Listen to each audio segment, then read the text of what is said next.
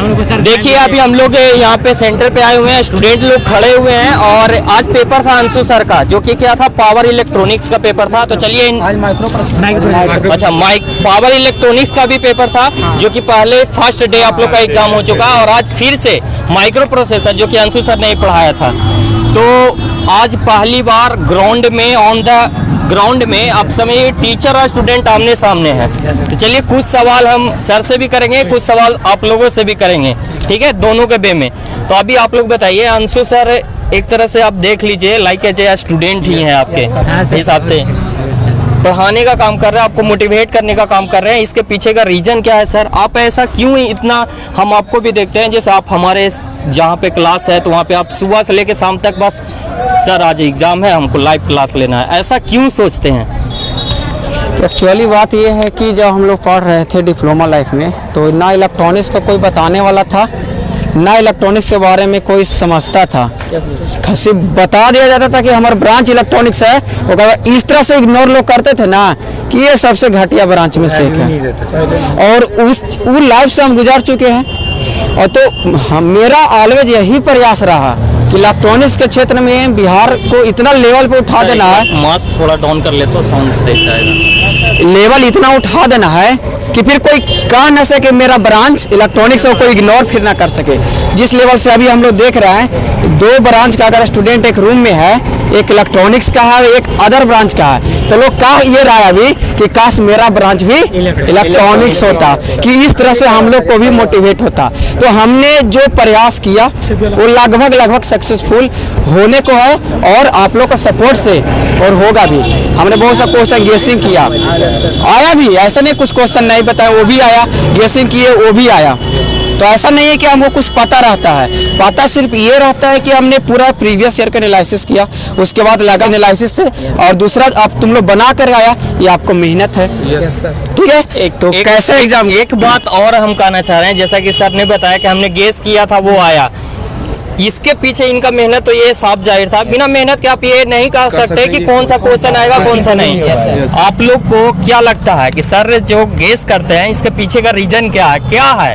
आप लोग उसको फिर कितने, जब सर बताते हैं कि ये क्वेश्चन आएगा तो उसके बाद आपका क्या होता है, कैसे उसको आप कवर करते हैं? सारे को नोट्स पहले कर लेते, सारे पॉइंट को नोट करते हैं। अच्छा, उसके बाद सारे पॉइंट को नोट करने के बाद सारे को पढ़ते हैं, फिर बारी बारी से सारे को पढ़ते हैं। कॉपी पे लिख के हो या ऐसे रीडिंग मार के एक से दो बार पढ़ लेते हैं तो कुछ आ जाता है, फिर दोबारा पढ़ते तो सारे सारे नॉलेज। सबसे पहली बात मैं ये कहना चाहूँगा, पढ़ाई कितने भी कर लो, अगर दिल में एक मोटिवेशन नहीं है, एक अंदर से जोश जुनून नहीं है, ऐसा आप लोग देखा होगा, इसके पहले आप होंगे तो क्या होता है कि पढ़ाई कर रहे हैं, जानते हैं कि हम पूरा कवर कर लिए, फिर भी अंदर से लगते रहता है डर टाइप का। क्या इस बार ऐसा फीलिंग हुआ? इसके पीछे का रीजन क्यों नहीं हुआ, ये सोचे आप लोग? पहले तो पढ़ा हुआ था सर, उसके बाद सर गैस क्वेश्चंस दिए, तो सर फिक्स होगा कि यहाँ से पूछ सकता है, आगे तो पढ़ना ही है बट यहाँ फिर पूछ सकता है, उसको दोबारा ज्यादातर पढ़ लिया। जब कोई आपको बताने वाला नहीं था पहले, तब आपको कैसा लगता था? आपको इसकी कमी सारे के सारे सिलेबस पढ़ो सर, बर्डन उतना ही रहता है। एग्जाम के टाइम सब क्वेश्चन देखे तो कोई फायदा नहीं, सब क्वेश्चन देखने से कोई फायदा। अब सिलेबस हम पूरा कवर कर लिया, अब एग्जाम के टाइम ये होना चाहिए कि कुछ क्वेश्चन को ही ज्यादा देखे कि वो एग्जाम में आ सके, तो वो हम सबसे पहले नहीं हो पाता, जो कि अब की बार हुआ है। तो एक बार फिर से हम लोग आप लोग से कहना चाहेंगे, अब की बार 650 के पार जो नारा हम लोग लगाए थे उसको सफल आप लोग कर रहे हैं। तो आप लोग का ये जो बना हुआ है ना, बस इसको ऐसे ही बनाए रखना है, और ये कब तक बनाए रखना है? जब तक कि जॉब ना हम लोग ले लें। कुछ ऐसा जैसे वार्क हो गया, इसरो हो गया, ये सब जो है इंडियन के जो इंस्टीट्यूट है, रिसर्च सेंटर हो गए, IGCR, जितने सारे भी एटॉमिक रिसर्च सेंटर हो या कोई भी हो, वहाँ पे इलेक्ट्रॉनिक्स की जॉब आती है और हमेशा रेगुलर आते रहती है।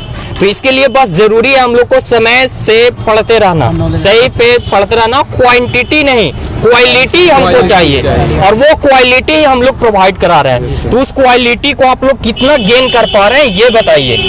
जैसे हम लोग कुछ भी बताते हैं तो आप लोग को क्या वो समझ में आता है या क्या? हम लोग तो क्लियर हो जाता है, नोट्स मतलब एक वर्ड समझ में आ जाता है। सर नोट्स भी मिल जाती है हम लोग, नोट्स भी मिल जाती है।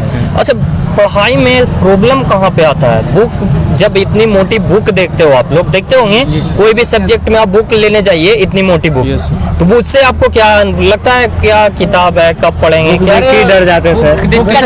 लैंग्वेज होता है ना, होती है ना, वो स्टैंडर्ड होती है, वो इजीली हम लोग की जल्दी समझ में भी नहीं आ पाती है। और लेकिन जो टीचर्स लोग बताते हैं तो वो कॉम्प्लेक्स करके इजी वे में गन फाड़ करके हम लोग बताते हैं, तो वो जल्दी समझ में आती है और हम लोग बहुत जल्दी से समझ भी पाते हैं।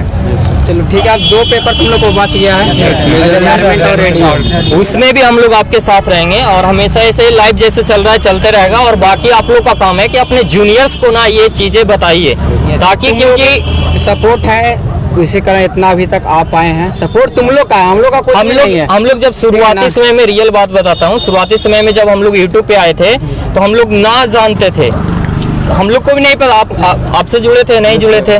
ये तो यूट्यूब का कमाल है कि समझिए कि हम लोग आपके साथ आज जुड़ पाए हैं। तो ये जो यूट्यूब एक बेनिफिट है स्टूडेंट लोग के लिए, एक बहुत अच्छा ये समझिए कि एक प्लेटफॉर्म तैयार हुआ। और इस प्लेटफॉर्म में स्टूडेंट के साथ हम लोग का ज़्यादा रोल नहीं है, इस रोल में अहम योगदान आप लोग का है।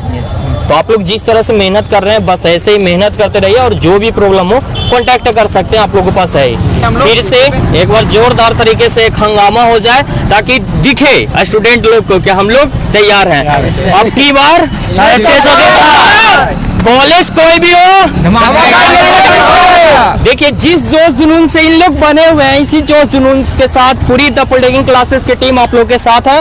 तो बस कहीं भी रहिए, द पॉलिटेक्निक क्लासेस पे जुड़े रहिए, आप लोग का सारा कष्ट दूर हो जाएगा। तो चलिए मिलेंगे नेक्स्ट डे फिर किसी कॉलेज में, और कॉलेज से इसी तरह से ग्राउंड रिपोर्ट के साथ। तो चलिए नेक्स्ट कॉलेज कौन सा होगा आप लोग बता सकते हैं, आप लोग के सपोर्ट से ही हम लोग आ सकते हैं, ठीक है। तो आप लोग कमेंट करके बताइए कि नेक्स्ट कॉलेज कौन सा होगा। चलिए मिलेंगे जल्दी आप लोग के साथ फिर से यूट्यूब चैनल पे, ठीक है। चलिए।